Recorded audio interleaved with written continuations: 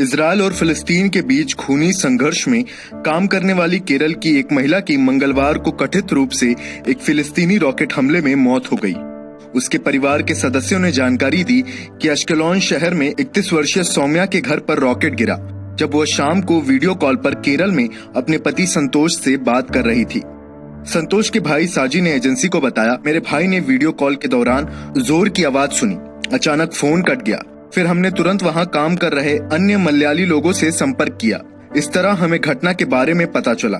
उसके रिश्तेदारों ने कहा कि इडुक्की जिले के किरीथोडू की रहने वाली सौम्य पिछले 7 वर्षों से इजरायल में एक घरेलू सहायिका के रूप में काम कर रही थी।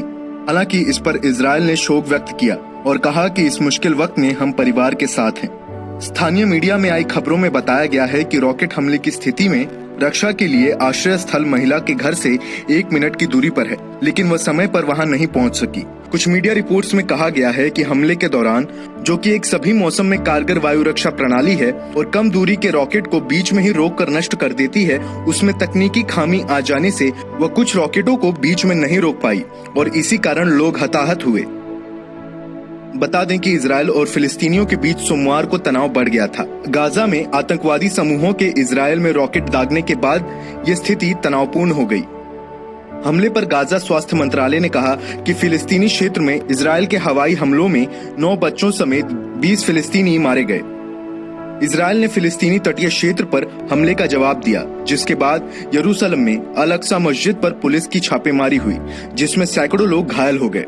इजरायल के लिए हमास के जारी किए गए अल्टीमेटम के पारित होने के कुछ ही मिनटों बाद यरूशलेम कंपाउंड के सुरक्षा बलों को हटाने के लिए रॉकेट हमले शुरू किए गए थे।